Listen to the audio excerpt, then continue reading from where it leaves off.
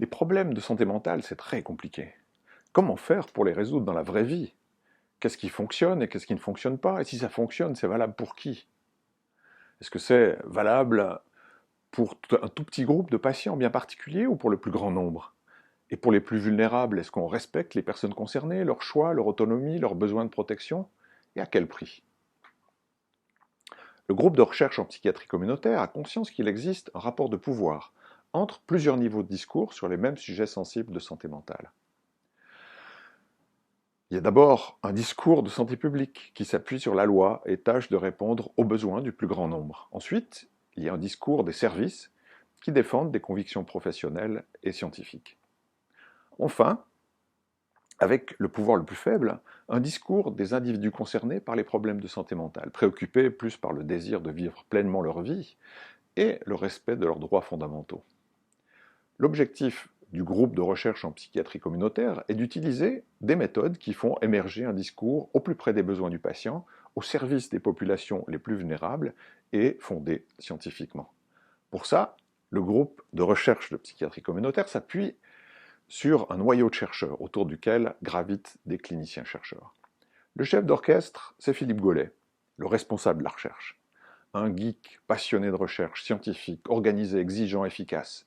Docteur en psychologie, il est aussi spécialiste en psychométrie et en méthodes statistiques avancées. Benedetta Silva, psychologue et psychothérapeute, sait fouiller comme personne dans la littérature et pratique avec aisance les méthodes quantitatives et qualitatives. Misué Bachelard, patiente experte, militante des droits et de l'écoute des patients, nous remet sans cesse sur le droit chemin pour être au plus près des besoins des patients et nous questionne sur les idéologies dominantes de la méthode positiviste. Oreste Weber, docteur en linguistique et spécialiste de l'analyse de la communication par des méthodes qualitatives.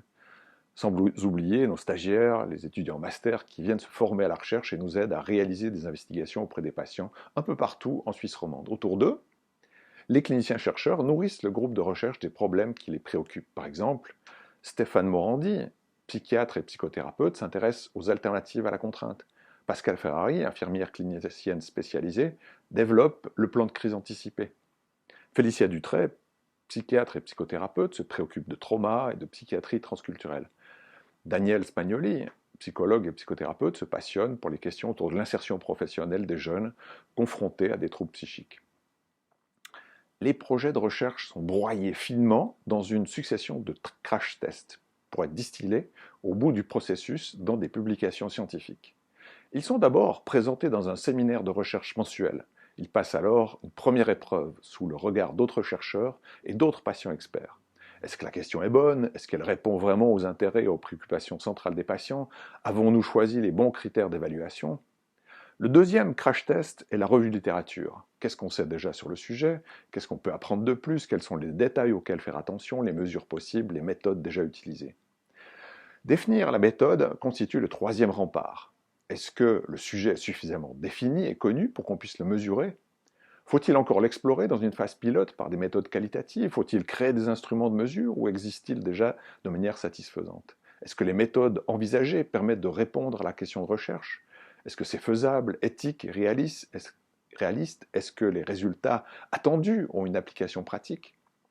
La commission d'éthique est l'ultime crash test. Chaque projet doit respecter la confidentialité, la sécurité, la volonté des participants, ce qui est particulièrement crucial pour des populations vulnérables. Il faut se battre pour que les patients ne soient pas désavantagés en participant, mais également pour que les recherches puissent avoir lieu et ne pas délaisser une population méconnue qui pourrait être aussi désavantagée par l'absence de connaissances les concernant. Enfin, trouver les fonds nécessaires peut s'avérer ardu pour des projets ambitieux et coûteux, pour des sujets complexes, transdisciplinaires au service de personnes sans pouvoir, souvent stigmatisées et fragilisées par leur situation. Les donateurs sont parfois réticents face à des maladies associées à des préjugés négatifs tels que les troubles de santé mentale. Au bout de ce processus, qui s'apparente à une aventure pleine de pièges, on arrive à distiller quelques gouttes d'un élixir scientifique précieux.